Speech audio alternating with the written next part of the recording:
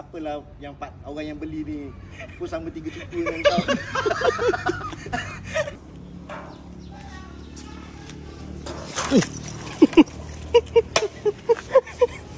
Ambil kau ha. Gerakkan motor aku lagi ha. Kau nak jatuh. Mana muka ha. Tahulah motor kita lawa. Tadi kita keluar tak ada bunyi tu. Kita tengok tadi macam-macam bunyi ada dah. Belang. Jadikan Dia banyak ubah. Kalau tu dia sama tak dah ha. Alah. Ini ha. Apa harga boleh bincang. Wah, dia pakai buat sampai bulok sampai pecah. Ini betul-betul. Kita tunggu nanti dalam masa setahun. Ni pecah masa potong rezek tu. Memang menang cik. Ini Oh ni asal dia tambah sikit je. nak kena buat balik ni. Ha. Nak kena cari motor sebiji. Motor ni kena cari Mana motor. dapat ke kedai barang-barang motor ni?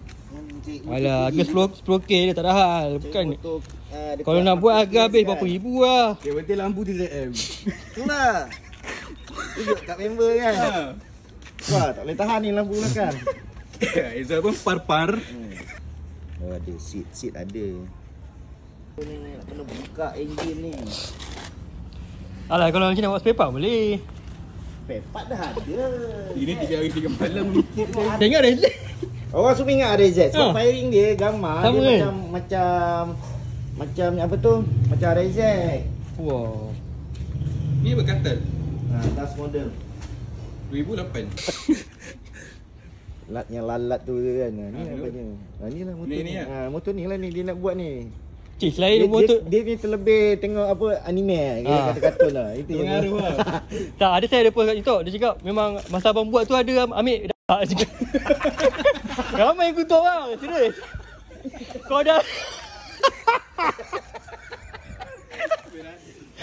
Betul. betul bang, ramai yang kutuk dia. Cik tunjuk kan kat member kau punya video kan. Berdekat-dekat member cik seorang tu kan. Ni kita cakap ni budak ni terlebih tengok anime ni kata apa ni dia ubah motor dia jadi. Dia cakap betul dia kau ambil. Masa kau buat video ni masa tu kau dah ambil barang lah dia cakap.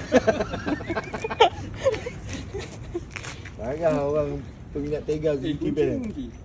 Cik dah masuk kan dah dalam barang-barang yang nak Cik, beli. selain motor ni Okey, Aki nak tanya kau. Ni set depan ni set apa pakai ni? T asal tu. T original dia. Ha? Tambah bracket kan. Ni ada ezeknya kan eh?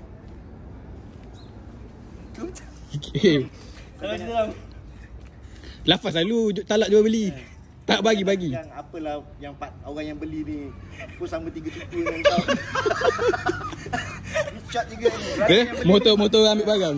Yang brother yang beli jangan cakap shot juga. Jangan tu tau. Kau ambil gambar ni.